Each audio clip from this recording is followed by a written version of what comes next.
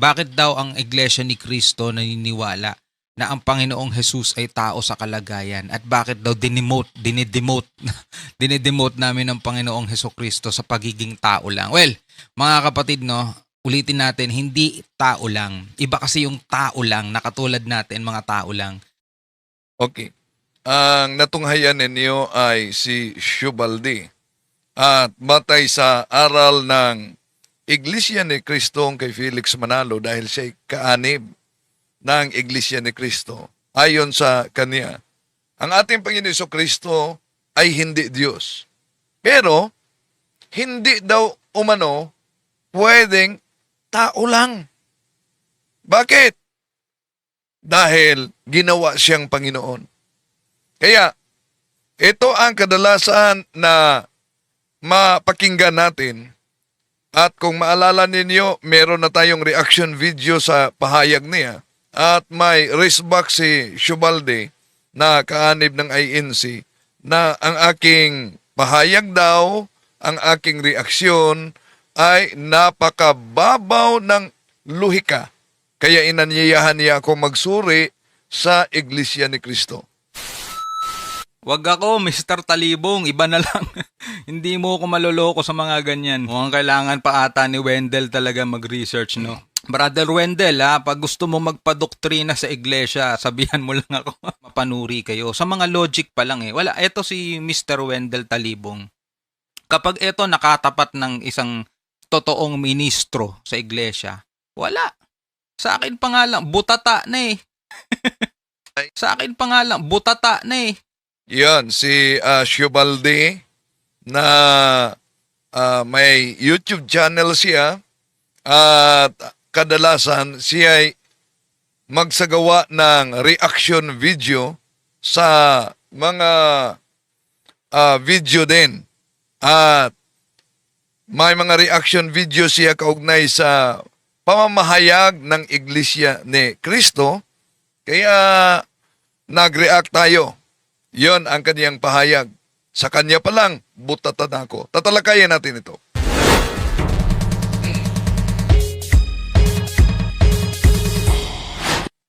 Kumusta? Welcome. Ito inyong lingkod, Brad Wendell Talibong, muli makasama ninyo sa pagkakataong ito.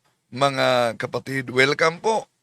At sa lahat natin mga taga-subaybay, dami ng mga nag-react at nami-personal sa comment section. Pero ulitin natin, di natin layunin na aatake personal. Ang atin dito ay sinagot lamang. Matagal na nila na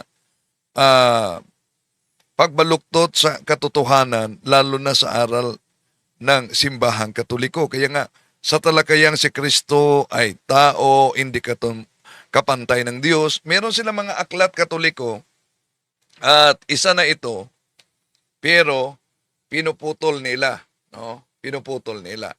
So, sa lahat ng mga taga-subaybay, huwag kalimutang pindutin ang like sa ating live. At huwag ding kalimutan na mag-subscribe kung bago ka lang. At pindutin ang bell button para updated kayo, mag-comment at i-share ninyo. Makatulong kayo mga kapatid sa ating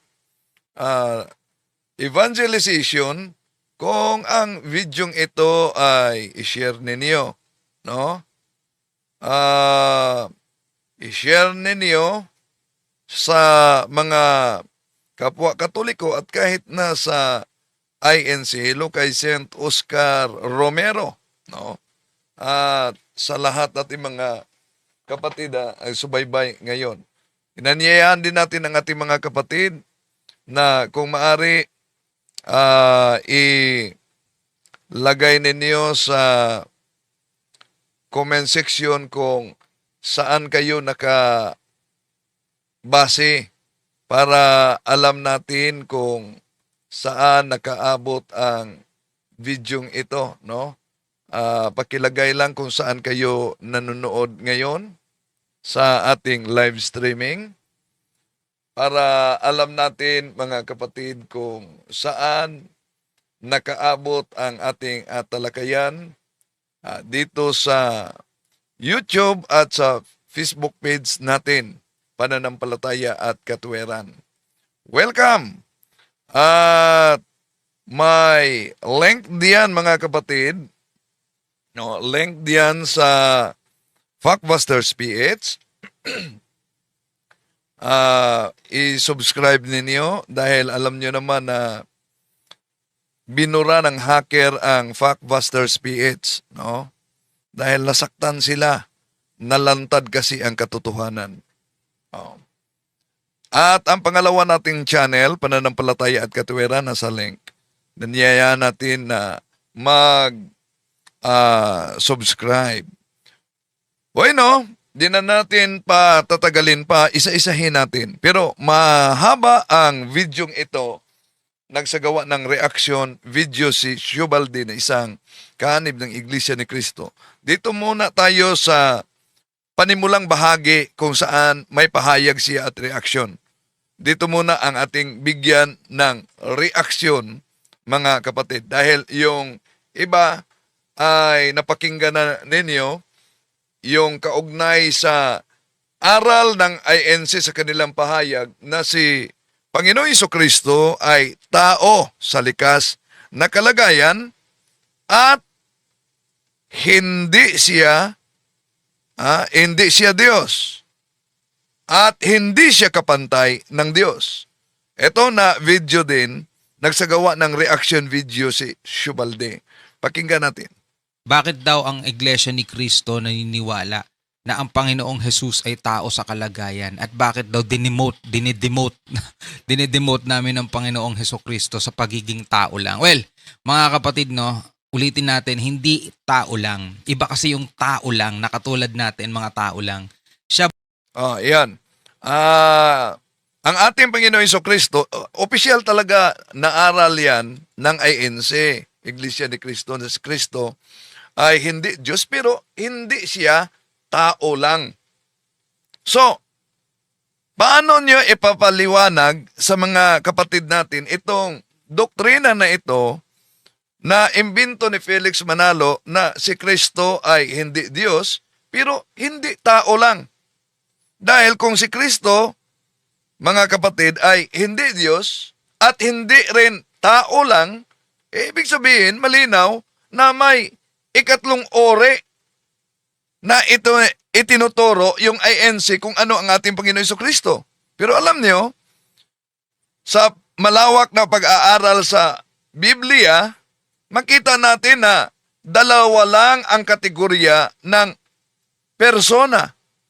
Diyos at nilalang. Di ba? Yun lang ang kategorya. Diyos at nilalang. So, kung hindi siya Diyos, ang ating Panginoon Jesucristo, edi tiyak na siya ay nilalang. At iyon ay pagiging tao lamang. Pero di nila matanggap na ang ating Panginoon Jesucristo tao lamang. Oh. So, dalawa ang uri sa Biblia. Diyos at nilalang. Kaya nga kung tingnan natin ang mabasa sa Isaias 45, versikulo 5, ito ang mabasa. Ako si Yahweh, ako lamang ang Diyos at wala ng iba. Palalakasin kita kahit hindi mo ako kilala. At ito din na talata ang ginagamit ng mga INC para tutulan na ang ating Panginoon Jesucristo ay Diyos. O, dahil ang tunay na doktrina, ang ating Panginoon Jesucristo ay tunay na Diyos at tunay na tao. Ngayon, kung ang ating Panginoon Jesucristo ay hindi Diyos, saan siya ilalagay? Dahil dalawa lang ang kategorya. Ano yung kategorya? Nilalang at Diyos. Kung hindi siya Diyos, saan siya ilagay? Sa panig ba ng nilalang? Pero malinaw sa aral ng INC na malinaw para sa kanila, tao ang ating Panginoon Jesucristo. Hindi tayo totol, mga Katoliko, na ang ating Panginoon Jesucristo tao. Pero totol tayo sa aral na mula pa noon ni Arius, na si Arius, yun ang dahilan na Arianism, na ang ating Panginoon Jesucristo ay tao, hindi Diyos. Kaya, ang INC ay revival ito sa Arianism. So, inaamin ng INC, tulad sa Arianism, na ang ating Panginoon Jesucristo tao, hindi Diyos. Inaamin nila sa kanilang aral na ang ating Panginoon Jesucristo ay ipinanganak, nagutom, napagod, namatay. May laman at may dugo. Iyan ang katangian ng tao at ginagamit nila, mga mahal na kapatid, ang unang Timoteo Kapitulo 2 versikulo 5 na ang ating Panginoon Jesucristo ay tagapamagitan sa Diyos at sa tao. Ya, naunang tinatalakay natin yan sa pagsagot natin ni Arnel Tumanan. So kaya, kung ang ating Panginoong Jesucristo ay hindi Diyos, di ibig sabihin tao lamang siya. Walang ibang opsyon. Dahil sa Biblia, dalawa lang ang persona, Diyos at nilalang. Oh? So, kung hindi Diyos ang ating Panginoon Jesucristo, at kung yung sinabi ni Shubalde na ang ating Panginoong Jesucristo ay hindi din pwedeng tawaging tao lang. Balikan natin siya, ha? Bakit daw ang Iglesia ni Cristo naniniwala na ang Panginoong Jesus ay tao sa kalagayan at bakit daw dinidemote namin ang Panginoong Jesucristo sa pagiging tao lang? Well, mga kapatid, no, ulitin natin, hindi tao lang. Iba kasi yung tao lang na katulad natin, mga tao lang. Siya bukod sa... Oh, yan. Yun talaga ang panindigan ng INC. Hindi siya tao lang. So, balikan natin. Kung hindi siya Diyos at hindi rin siya tao lang, ano ang ating Panginoon Jesucristo? Alang naman anghel na binanggit sa Hebreo Kapitulo 1, versikulo 5 hanggang 6. Alang naman, espiritu lang siya sa Lucas Kapitulo 24, versikulo 39. At alang naman, kung hindi siya tao lang, hindi din Diyos, alang naman kung tatawagin siya super tao. Wala namang ganyang konsepto sa Biblia, di ba? So, ang aral na hindi Diyos ang ating Panginoon Jesucristo, pero hindi rin siya tao lang. Alam nyo, wala yan sa Biblia. Meron ba sa Biblia kahit ano na talata sa Biblia? Wala. So, sa pananampalatayang Katoliko, ang ating opisyal na aral, mga kapatid, ang ating Panginoon Jesucristo ay tunay na Diyos at tunay na tao. At nauna na tinatalakay sa Juan Kapitulo 1, versikulo 1, Juan Kapitulo 1, versikulo 14. Ang verbo, ang salita ay Diyos, ang salita ay kasama ng Diyos. At sa Juan 1:14, at ang salita ay naging tao. Pero sa INC na aral, ang ating Panginoon Jesucristo, revivalist ng Arianism, ang ating Panginoon Jesucristo ay hindi Diyos. Pero ayaw din nilang sasabihing tao lang. Kaya, di ba, napakalabong doktrina na hindi Diyos, hindi pwedeng tatawaging tao lang. Ano siya? So, ang pagtanggi ng Iglesia ni Kristong Tatag ni Felix Manalo, mga kapatid, na tawaging Diyos ang ating Panginoon Jesucristo, ay nagdudulot ito ng kontradiksyon. Anong kontradiksyon? Kung hindi siya Diyos, edi therefore, tao lamang siya. Kung hindi siya tao lang, edi ibig sabihin, Diyos siya. Wala ng gitna, di ba? Alang naman gawin nilang super tao ang ating Panginoon Jesucristo. Pero sa paliwanag ni Shubalde na isang INC, bakit hindi siya Diyos at tao? Tao lang. Ito ang kanyang paliwanag. Bukod sa siya ay ginawang Panginoon, mga kapatid, siya ay tagapagligtas. Oh, yan. Bago yung tagapagligtas, isa-isahin natin, no? Punto por punto. Yung pahayag niya, Bakit daw hindi tao lang? Dahil bukod sa ginawa siyang Panginoon. Bakit daw ang Iglesia ni Cristo naniniwala na ang Panginoong Jesus ay tao sa kalagayan? At bakit daw dinidemote namin ang Panginoong Hesukristo sa pagiging tao lang? Well, mga kapatid, no, ulitin natin, hindi tao lang. Iba kasi yung tao lang, na katulad natin, mga tao lang. Siya bukod sa siya ay ginawang Panginoon, mga kapatid. Siya ay Yeah, dito ba muna tayo sa ginawang Panginoon, no? So, ulitin ko, mali mga kapatid ang aral na si Kristo ay hindi Diyos at hindi rin tao lang. Malinaw sa Biblia, ang ating Panginoon Jesucristo ay tunay na Diyos. Di ba gumagamit sila ng iba't ibang salin sa Biblia? At tunay na tao. Yon ang mabasa natin sa Biblia. Now, ngayon, punta tayo nitong punto ni Shubalde bilang Iglesia ni Cristo Kaanib na si Kristo ay ginawang Panginoon. Kaya, hindi siya tao lang. Bakit? Ginawa siyang Panginoon. Kung ginawa lang ang ating Panginoong Hesukristo na Panginoon, sino ba siya bago likhain ang lahat? Bakit?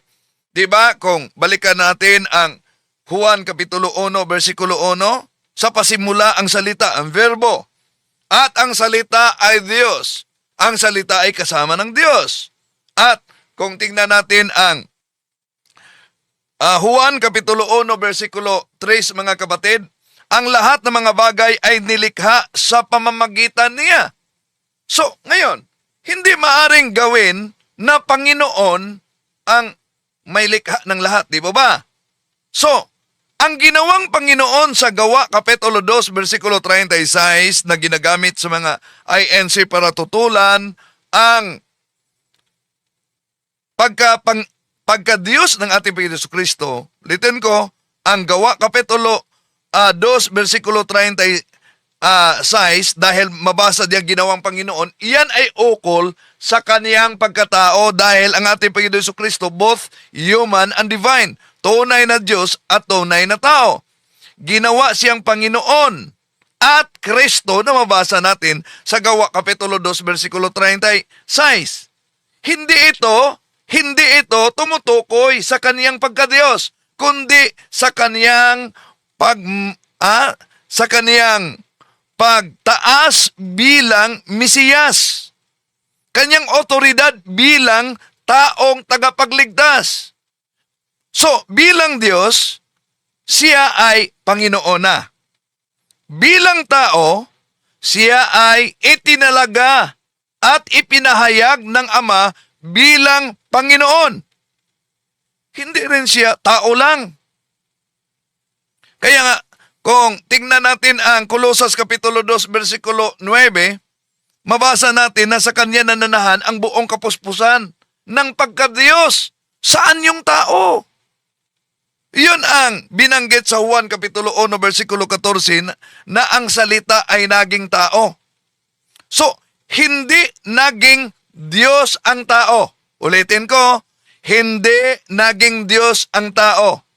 Ang Diyos ang nagkatawang tao. Sa dual nature ng ating Panginoon Jesucristo, both human and divine, ang kaniyang pagka-Diyos ay hindi ang kaniyang pagkatao.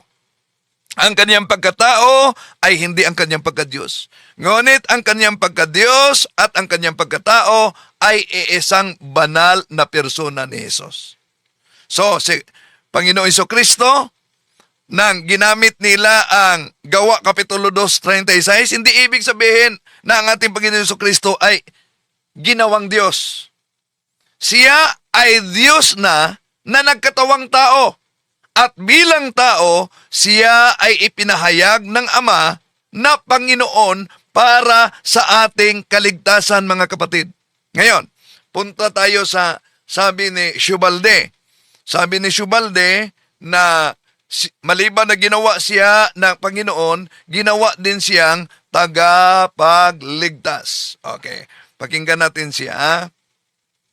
Pagligtas, Oh. 'di ba? Panganay siya sa lahat, mga Bago niyang panganay sa lahat, isa-isahin natin. Yung ginawa siyang tagapagligtas. Pansinin ninyo, ang aral nila hindi Diyos. Hindi rin Panginoon lang. Hindi rin tao lang. Pero ginawang Panginoon. Tinaliwanag na natin yan mga kapatid. At si Kristo, para sa kanila, tagapagligtas. Na ngayon, kung si Kristo ay tagapagligtas, hindi malinaw dapat siya ay Diyos. Bakit? Ayon sa Biblia, Diyos lang ang tagapagligtas. Di ba nila alam yan? Di ba mabasa yan sa Isaias Kapitulo 43, versikulo 11, Ako ang Panginoon, at bukod sa akin ay wala ng tagapagligtas. Isaias Kapitulo 43, 11. Isaias Kapitulo 45, versikulo 21, 22. Ang Panginoon, ang ating tagapagligtas. Di ba? Eto, basahin muna natin mga kapatid. Sa Isaias 45, 21, 22. Ipagtanggol ninyo ang inyong panig. Magsanggunian kayo. Sino ang makapagsabi ng mga bagay na maggaganap? Hindi ba akong si Yahweh, ang inyong Diyos na nagliligtas sa kanyang bayan? Walang ibang Diyos maliban sa akin. Lumapit kayo sa akin at kayo ay maliligtas. Kayong mga tao sa buong daigdig. Walang ibang Diyos maliban sa akin. Napakalinaw mga kapatid. Ang ating Panginoon Jesucristo para sa kanila tagapagligtas. Ayon sa Biblia, Isaias 43, 11, Isaias 45, 21, 22, ang Diyos lamang ang tagapagligtas. Pero ang problema nila, si Kristo ay hindi Diyos. Hindi Diyos, pero tagapagligtas. Now, kung sinabi ng INC, at yun naman talaga ang kanilang aral, na ang ating Panginoon Jesucristo ay tagapagligtas, direktang nilalabag nila ang nakasulat sa Biblia na ang Diyos lamang ang tagapagligtas. Di ba? Dalawa lang ang pagpipilian. Ano ang dapat pagpipilian nila? Alin man ang mali? Ang Biblia na ang Diyos lang ang tagapagligtas o Diyos si Kristo na nagkatawang tao para tayo ay maligtas. Kaya ginawa natin ang pagribatal na ito, although may mga nagkomento at naghayag ng kanilang galit mga kapatid. Di ba? Ginawa lang natin ito dahil matagal naman ito na argumento nila. Baka ngayon lang siguro nila nakita na sinagot punto por punto. Okay, tuloy natin mga kapatid. So ayon sa Biblia, Diyos lamang ang tagapagligtas. Kung sinasabi ng Iglesia ni Kristong Tatag ni Felix Manalo na ang ating Panginoon Jesucristo ay tagapagligtas, pero hindi Diyos. Salungat iyan sa Isaias 43:11, mga kapatid, di ba? At kung hindi naman siya tunay na tao, walang tunay na kamatayan para sa ating kasalanan. Kaya malinaw mga kapatid, ang ating Panginoon Jesucristo ay tunay na Diyos at tunay na tao. Ha? So, ang argumento ni Shubalde, tinatawag kasi siya na panganay sa lahat. Eto. Kapatid. At siya ay iuupo ng Panginoong Diyos sa kanyang kanan, mga tol. Magiging ginawa siyang Panginoon. Hindi basta-basta tao lang, no? Ginawa siyang Panginoon. Ngayon, so, mga kapatid, bibigyan natin ng comments. So, pansinin ninyo ginawa siyang Panginoon. So, ibig sabihin, dalawang uri ang Panginoon. May Panginoon na hindi Diyos, may Panginoong Diyos. Di ba? Pero, kung tingnan natin ang unang Korinto, Kapitulo 6, di ba? Si Kristo ang Panginoon lamang. Mabasa natin. So kung ating Panginoon Jesucristo ay Panginoon, ibig ba sabihin ang Ama ay hindi na Panginoon? Okay, tuloy natin ang kanilang argumento. Ginawa siyang panganay. panganay, mga kapatid. Kaya, ibig ba sabihin, dahil mabasa sa Biblia, kahit sa Colossus Kapitulo 1, versikulo 15, ginawa siyang panganay, therefore ang ating Panginoon Kristo ay hindi Diyos? Ito ang mabasa natin, mga kapatid. Si Kristo ang larawan ng Diyos na di makikita. Bago diyan. Kung sinabi dito na si Kristo ang larawan ng Diyos na di makikita, payag ba sila na si Kristo ay hindi Diyos? Therefore, ang larawan sa tunay na Diyos ay si Kristo na hindi Diyos.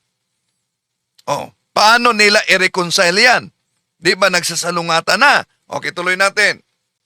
Mga kapatid, Colossus 1:15, si Kristo ang larawan ng Diyos na di makikita. Siya ang panganay na anak at pangunahin na lahat ng mga nilikha. Yan ang punto nila, mga kapatid. Pero, alam nyo, sa Biblia,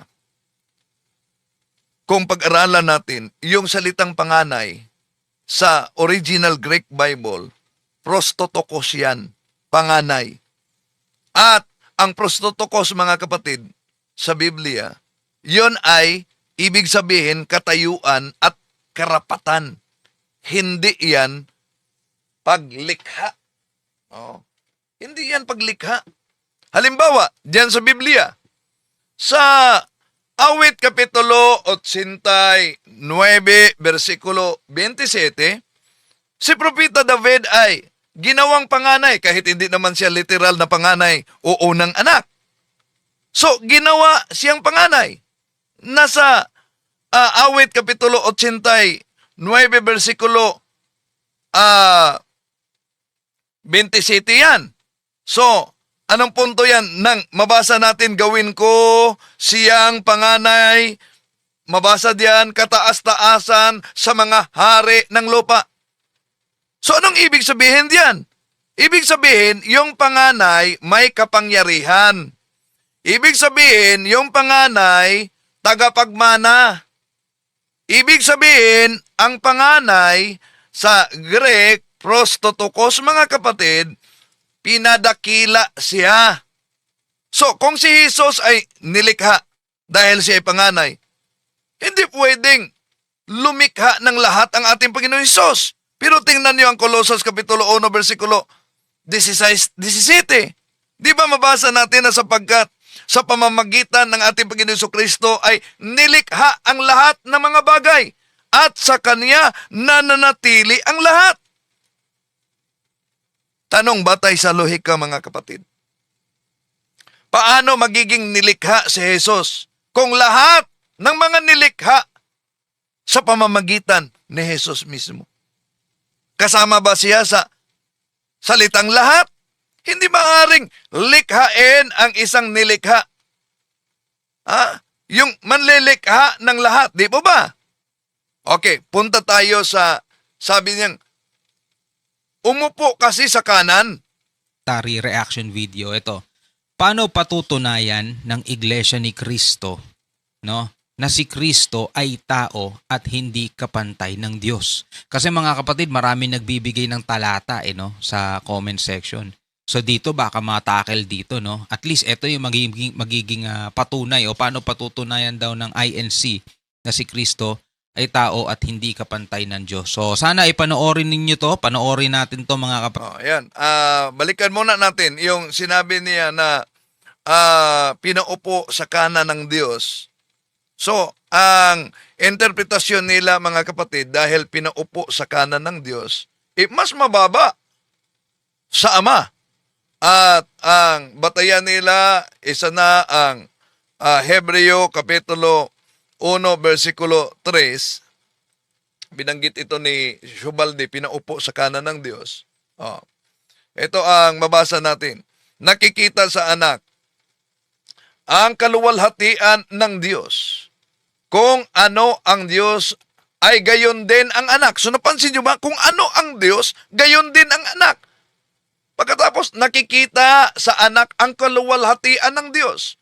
Kung ano ang Diyos, gayon din ang anak. Siya ang nag-iingat sa sansiknukob sa pamamagitan ng kaniyang kapangyarihang salita. Pagkatapos niyang linisin tayo sa ating mga kasalanan, siya'y umupo sa kanan ng makapangyarihan doon sa langit. Letra por letra ang interpretasyon nila dito, mga kapatid. Kaya umupo sa kanan, therefore, hindi siya Diyos. Pinaupo lang siya. E di kung letra por letra na pag-unawa, alin ang, kung letra por letra pero hindi naman tama na ganun talaga, alin ang mas taas, yung inupuan o yung nakaupo.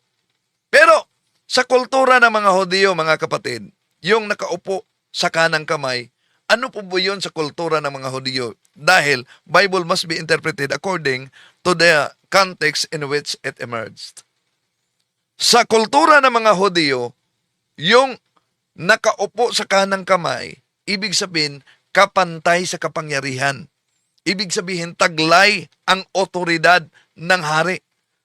Pero Hebreo Kapitulo 1, versikulo 8. Anong sabi sa Hebreo Kapitulo 1, versikulo 8? Ito ang pahayag.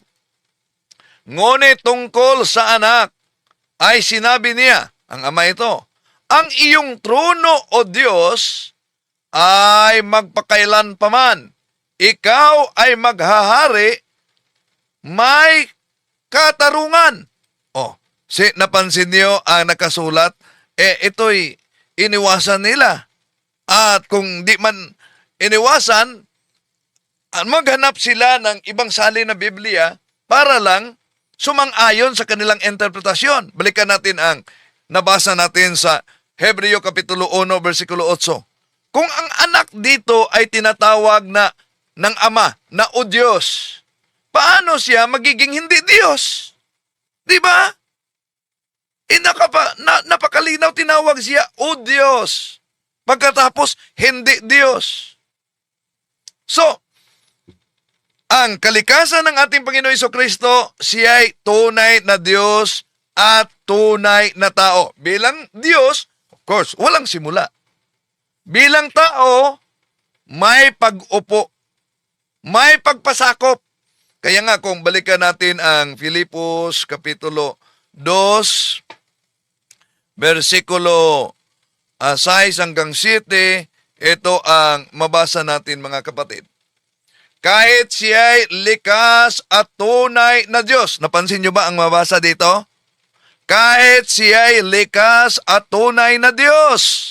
Pagkatapos, hindi Diyos. Hindi niya ipinagpilitang mananatiling kapantay ng Diyos. Pagkatapos, siya'y tao at hindi kapantay ng Diyos. Napansin niyo bang nabasa dito, mga kapatid? Hindi. Balikan natin. Kahit siya'y likas at tunay na Diyos, hindi niya ipinagpilitang manatiling kapantay ng Diyos. Sa halip, kusa niyang hinubad ang pagiging kapantay ng Diyos at naging katulad ng isang alipin. Ipinanganak siya tulad ng mga karaniwang tao at nang si Kristo'y maging tao. Yun po ang incarnation. Si Kristo'y maging tao. So ang pag-upo sa kanan ng Ama, mga kapatid, ay sa kultura ng mga Hudyo, ay ang pagpatunay ng kaniyang ginaganap na misyon bilang tao. Hindi ang pagtanggihan sa kaniyang pagka-Diyos. Kung hindi Diyos ang ating Panginoon Jesucristo, tandaan natin sa Biblia, ibig sabihin, mali na sambahin ang ating Panginoon Jesucristo, di ba? Pero tingnan niyo sa San Mateo Kapitulo 14, versikulo 33, di ba sinamba ang ating Panginoon Jesucristo? Juan Kapitulo 20, 28, ano sabi? Panginoon ko at Diyos ko. Hebreo Kapitulo 1, versikulo 6, sambahin siya sa lahat ng mga anghel ng Diyos. So, ang Diyos lang sa Biblia ang dapat sambahin, di ba? Kung si Jesus ay hindi Diyos, abay, ang pagsamba sa Kanya, mga kapatid, anong tawag diyan? Idolatria. Idolatria ayon sa Biblia. Sambahin mo yung hindi Diyos, di ba? Okay, tuloy natin. Mga kapatid, ang kanilang doktrina, no? Isa-isahin natin ito. Punto por punto. Na balikan natin pahayag ni Shubaldi, isang INC ito. Tagapagligtas. Di ba? Oh, Panganay siya sa tagapagligtas. lahat, mga kapatid. At siya ay iuupo ng Panginoong Diyos sa kanyang kanan, mga tol. Magiging, ginawa siyang Panginoon. So, ginawang Panginoon. Napaliwanag na natin yan, mga kapatid. So, dahil ginawang Panginoon, ibig sabihin, hindi Diyos. Kung ginawang Panginoon ang ating Panginoong Hesukristo, bakit siya tinatawag na Panginoon ng mga taong Hudyo? At alam nyo ba na sa mga Hudyo at kultura ng mga Hudyo, ang Diyos lamang ang Panginoon? Deuteronomio Kapitulo 6, versikulo 4, ang Panginoon nating Diyos ay iisang Panginoon. Deuteronomio Kapitulo 6, versikulo 5, Shema Israel, Yahweh, Elohe, Yahweh Echad. Pakinggan mo, Israel. Si Yahweh na ating Diyos ang iisang Panginoon. So para sa mga Hudyo, ang titulong Panginoon, mga kapatid, tandaan ninyo, Kyrios yan. Kyrios sa Greek, Hebrew, Adonai. At ito'y eksklusibo sa Diyos. Kaya nga, kung para sa mga mahal nating kapatid sa INC, ang Panginoong Hesus ay hindi Diyos, lilitaw na dalawa ang Panginoon. Panginoon na Diyos, ang Ama, Panginoon na hindi Diyos, ang Anak. Pero sa kultura ng mga Hudyo, ang Kyrios, ang Adonai, eksklusibo ito sa Diyos. Kung si Jesus ay tao lamang, mga mahal na kapatid, ang pagtawag sa Kanya bilang Panginoon, abay, malinaw na Diyos-Diyosan na yan, idolatria yan. Pero hindi yan kinundi na ng mga apostol. Kahit sa ating Panginoon Hesukristo, hindi yan kinundi na. Sabi ni Santo Tomas, Juan Kapitulo 20-28, My Lord and my God. Ano ang palusot ng mga kapatid natin sa INC? Nagulat si Tomas. Di ba? Nagulat bang, My Lord and my God? Kung magulat, anong reaction kung magulat? Kadalasan, oh my God! Yun ang gulat, di ba? Pero, My Lord and my God. Kaya yung ginawang Panginoon sa Gawa Kapitulo 2, versikulo 36, ay tumutuko yan sa kanyang pagkatao, hindi sa kanyang kalikasan, mga kapatid. Ito, balikan natin. Basahin natin ang Gawa Kapitulo 2, versikulo 36 na kadalasang ginagamit nila.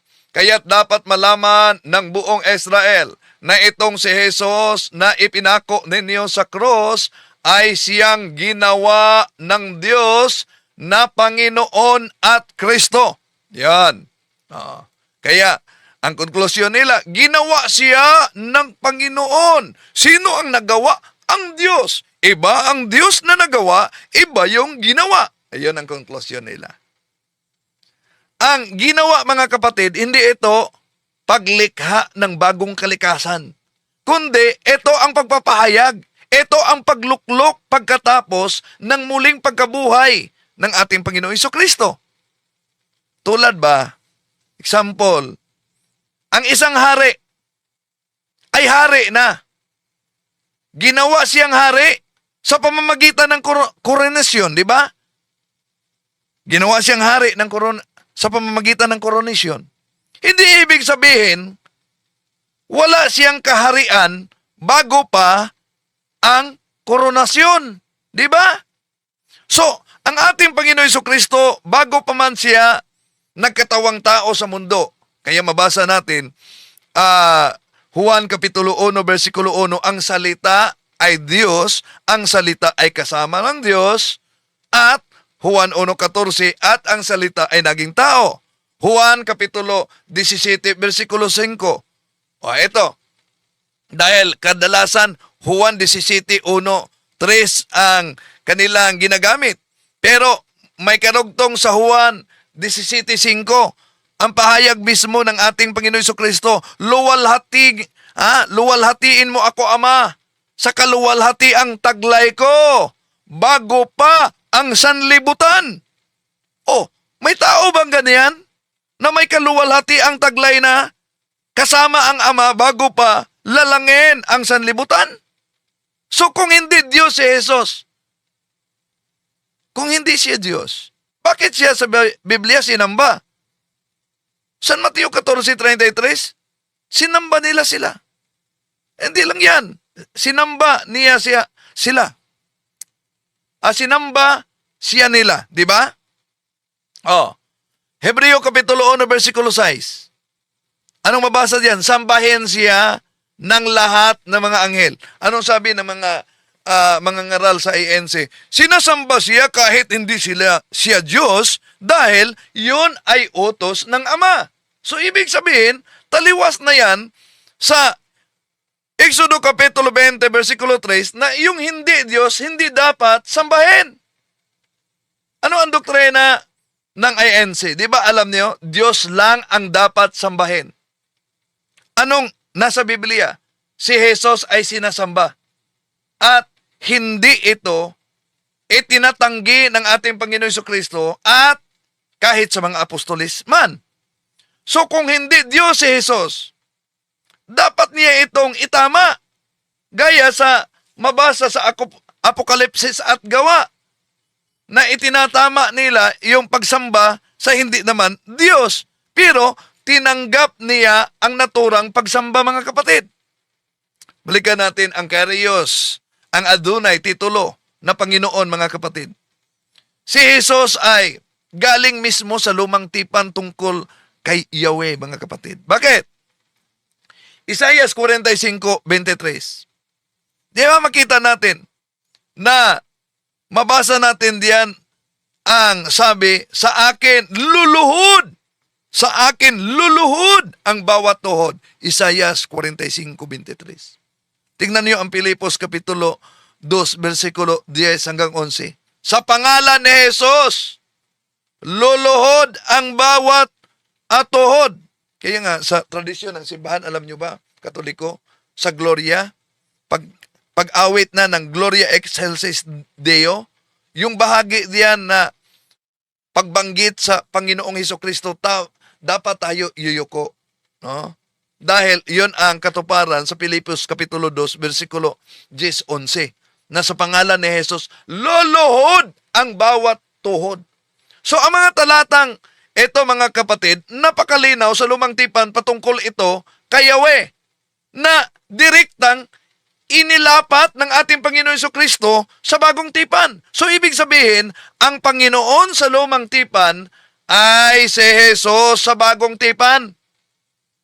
So, hindi totoo na ang ating Panginoong Jesucristo ay taong ginawang Panginoon lang. Tandaan natin, ha? Hindi totoo na ang ating Panginoon Jesucristo ay taong ginawang Panginoon lang. Siya ay Diyos na nagkatawang tao, ginawang Panginoon ayon sa kaniyang pagkatao at misyon, hindi dahil kulang ang kaniyang pagkadiyos.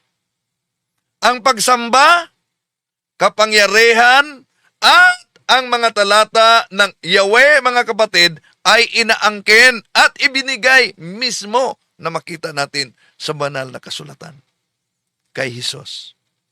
So kung ang ating Panginoon Jesucristo ay hindi Diyos, ang pagsamba sa ating Panginoon Jesucristo ay malaking kasalanan.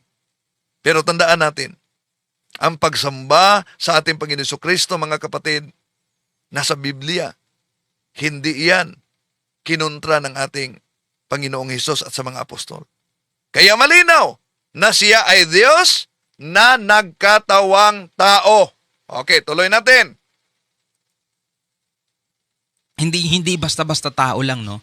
Ginawa siyang Panginoon. Ngayon, so mga kapatid, bibigyan natin ng commentary reaction video. Ito, paano patutunayan ng Iglesia ni Cristo, no, na si Cristo ay tao at hindi kapantay ng Diyos? Kasi mga kapatid, marami nagbibigay ng talata no, sa comment section.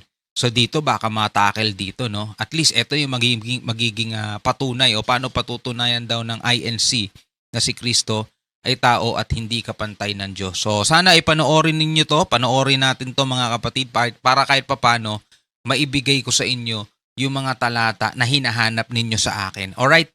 So wag na natin patagalin to, total wala na rin naman tayong hinihintay na. Panoorin na natin to. Nung pa kapatid na Arnel, paano ninyo patutunayan Yan. na si Kristo ay tao Mhm.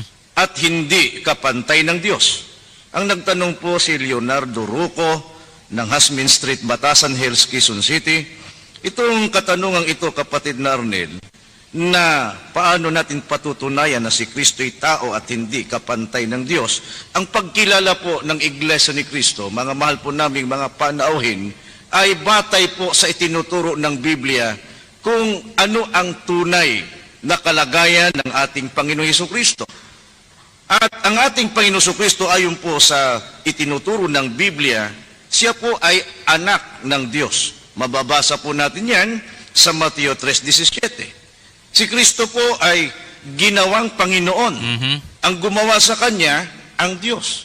Yan ang mga kapatid, siya ay anak ng Diyos, hindi Diyos anak. Yan kayo nagkamali, no? 'Di ba? Letra por letra ang ginagamit ng mga INC, 'di ba? Letra por letra. Sabi niya, ang ating Panginoong Hesukristo, umano mga kapatid, ay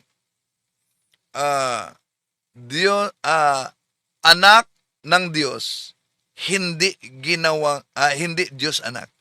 Oh, 'yun ang sabi ni Shubali. At 'yun naman talaga ang opisyal na aral. Kaya kung para sa kanila ang pangangaral ay dapat gamitin kahit ano-anong salin sa Biblia. Mapansin ninyo, pakita ko niyo ito muli mga kapatid. Nakita niyo ba yung hawak ng ministro na Biblia? Palakihin natin ha. Ayan. Ang salita ng buhay. Ayan. Ito ang hawak nila, di ba? Ang salitang buhay. Napakaluma ito pero hawak nila. Ang tanong, bakit ko ipinakita ito na hawak mismo ng ministro ni Felix Manalo mga kapatid? Dahil magugulat tayo sa kanilang aral. Di daw mabasa sa Biblia na ang ating Panginoon Hesukristo ay Diyos anak. May mabasa na anak ng Diyos. Kaya nga, kung balikan natin si Shubalde, sabi niya, Ayan ng ating Panginoong Hesukristo. At ang ating Panginoong Hesukristo ayon po sa itinuturo ng Biblia, siya po ay anak ng Diyos. Mababasa po natin yan sa Mateo 3:17. Si Kristo po ay ginawang Panginoon. Ang gumawa sa Kanya, ang Diyos. Yan ang mga kapatid, siya ay anak ng Diyos, hindi Diyos anak. Ayan. Siya ay anak ng Diyos, hindi Diyos anak. Pero, nang sinabi ninyo na hindi mabasa sa Biblia na siya ay Diyos anak, nakasulat yan sa kanilang Pasugo Magasin at tinanatalakay at pinanindigan yan ng mga ministro. Ang tanong, ginagamit ninyo itong salin na ito. Di ba mabasa batay sa salin na ito ang salita ng buhay? Ito, di ba mabasa batay sa salin na ito na ginagamit mismo ng mga ministro na siya'y Diyos anak? Di ba letra por letra gusto ninyo? Ito, basahin natin mga kapatid. Juan Kapitulo 1, versikulo 18. Ito ang mabasa natin. Wala pang nakakita sa Diyos Ama kahit kailan. Subalit, ipinakilala siya sa atin ng Diyos anak. Oh, kala ko ba wala? At ang salin na ito ay ginagamit nila. Oh, di ba? Kaya napakalinaw mga kapatid. Sino ngayon ang sinabi niyang butatana? Okay, tuloy natin. Mga kapatid, may nagsasabi, syempre anak siya ng Diyos, di dapat Diyos din siya. Di ba saan ka nakakita ng bakang ng anak ng kalabaw? Sabing ganon, mga Okay, bago diyan. So, sa pahayag nila na walang mabasa at hindi siya Diyos anak, anak siya ng Diyos, mali ang pahayag na yan mga kapatid. Wala sa Biblia daw ang Diyos anak, pero itong salin na ito ginamit nila. At nasa salin mismo na ginagamit nila. Juan 1:18, mabasa ang salitang Diyos anak. Di ba? Okay, tuloy natin. No? Dahil dito naman sila gustong lulusot. Kung Diyos si Jesus, dahil tinatawag siyang anak ng Diyos, dyan sa Biblia, ang mga tao, tayo, tinatawag din tayo na anak ng Diyos. Kahit ang mga anghel, tinatawag din na mga anak ng Diyos. Kaya di batayan, kahit ito'y doktrina din ng mga, aral din ng mga Muslim, balik Islam. Di batayan na kung tinatawag siya na anak ng Diyos ay Diyos na. Dahil ang mga tao tinatawag na anak ng Diyos. Ang mga anghel tinatawag na anak ng Diyos. Dadami ang Diyos kung gayon. Pakinggan natin si Shubaldi. tol. Well, baka hindi ka kasi naniniwala na ang mga tao ay tinatawag ding anak ng Diyos. May mga anghel na tinatawag na anak ng Diyos. Diba? Lalo-lalo na yung kanyang mga tagasunod, tinatawag niya mga anak. Kaya nga ang tawag sa kanya, ama. Diba? Ayan. Alam niyo mga kapatid, yun talaga ang madalas na counter-argument na ginagamit para questionin ang pagka-Diyos ng ating Panginoon Jesucristo. Na hindi pwede na tawagin siyang Diyos dahil sa Biblia nga mabasa, may mga tao tinatawag na anak ng Diyos. Alam niyo, ang salitang anak ng Diyos sa Biblia ay may iba't ibang gamit yan. Halimbawa, ang mga anghel, totoo. Sa Job Kapitulo 1, versikulo 6, mabasa natin, tinatawag yan na anak ng Diyos. Ang mga tao sa Exodo Kapitulo 4, versikulo 22, mga awit Kapitulo 7, mga awit Kapitulo 2, versikulo 7, tinatawag din na anak ng Diyos. Pero tandaan ninyo mga kapatid, ibang paraan ang pagkaanak ng Diyos sa mga tao at sa mga anghel.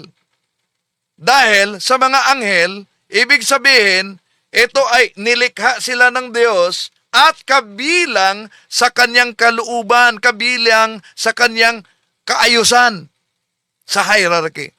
So ang mga tao naman, tinatawag na anak ng Diyos. Bakit? Ito'y nangangahulugan sa espiritual na relasyon sa Diyos. Halimbawa, ang pagiging banal o ang pagiging bahagi sa kanyang bayan sa tunay na iglesia. Pero iba ang ating Panginoon Jesucristo. Ang ating Panginoon Jesucristo ay anak ng Diyos sa anong paraan? Sa Biblia, mabasa natin ang Juan Kapitulo 1, versikulo 1, Juan 1:14. Anong mabasa diyan? Na ang Diyos ay nagkatawang tao. Juan Kapitulo 1, versikulo 18, mabasa natin diyan mga kapatid na Diyos anak, batay dito sa salin na ito na ginagamit ng INC, di ba? So, diyan sa mga talatang yan, nagpapakita na ang ating Panginoon Jesucristo ay uniquely bigatin. Uniquely bigatin o kaisa-isang anak ng Diyos. Hindi nilikha. Ang salitang ginagamit sa Grego sa Juan Kapitulo 1, versikulo 14 at Juan Kapitulo 1, versikulo 18 mga kapatid ay monogenes. Monogenes. Sa ibang salin, para i-counter nila ang Juan Kapitulo 1, versikulo 18, ang nakasulat dito ay monogenes hoyos. Monogenes hoyos. Bakit? Wala ba kayong nabasa sa Greek na Monogenes Theos. Bugtong anak na Diyos. Di ba niyo alam yan? Pag may mabasa sa Greek na monogenes hoyos, ibig ba sabihin, hindi yan monogenes Theos. Di ba? Literal ang gusto nila. So ang monogenes, mga kapatid, ay literal na kaisa-isang ori. Naglalarawan ito na pagtatanging pagka-Diyos at walang kapantay. Hindi tulad sa mga tao at mga anghel. Ang ating Panginoon Jesucristo, tunay na Diyos, tunay na tao. So sa kanyang kalikasan, Diyos siya. Hindi nilikha, kundi ipinanganak mula sa Diyos. Kaya siya ay tunay na Diyos at tagapagligtas. Hindi ibang Diyos sa Ama dahil sabi nila, kung gayon, Diyos si Kristo, lilitaw na dami na ang Diyos. So, ang titulong anak ng Diyos, mga kapatid, ay may relasyon kalooban o espiritual, pero hindi bahagi sa kaniyang pagka-Diyos, yung tinatawag na mga anghel at mga tao. Ibig sabihin, may relasyon sa kalooban at espiritual. Ngunit hindi bahagi sa pagka-Diyos sa Ama. Si Jesus, bilang anak, ay Diyos na nagkatawang tao, ang tawag incarnation. Kaya kahit tinatawag siya na anak, ang konteksto at kalikasan, mga kapatid, ay hindi kaiba at hindi matatanggi na sa Biblia, siya ay tunay na Diyos at tunay na tao. So dito lang muna tayo, mga mahal na kapatid. Ang ating nirebat dito ay ang pahayag ni Shubalde na naunang sinabi niya, Wag ako, Mr. Talibong, iba na lang. Hindi mo ako maloloko sa mga ganyan. Mukhang kailangan pa ata ni Wendell talaga mag-research, no? Brother Wendell, pag gusto mo magpadoktrina sa iglesia, mapanuri kayo. Sa mga logic pa lang eh. Wala, eto si Mr. Wendell Talibong. Kapag eto nakatapat ng isang totoong ministro sa iglesia, Bakit daw ang iglesia ni Kristo naniniwala na ang Panginoong Hesus ay tao sa kalagayan? so ngayon mga kapatid, kung magpadoktrina daw ako, payag ba kayo na pag magpadoktrina, i-video natin at sasagot din ang mga ministro ninyo?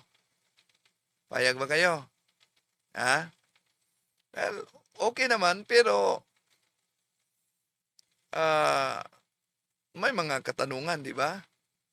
Okay. So, maraming salamat sa inyong pagsubaybay, mga kapatid. Hanggang sa muli, itong inyong lingkod, Brother Wendell Talibong. Bye-bye.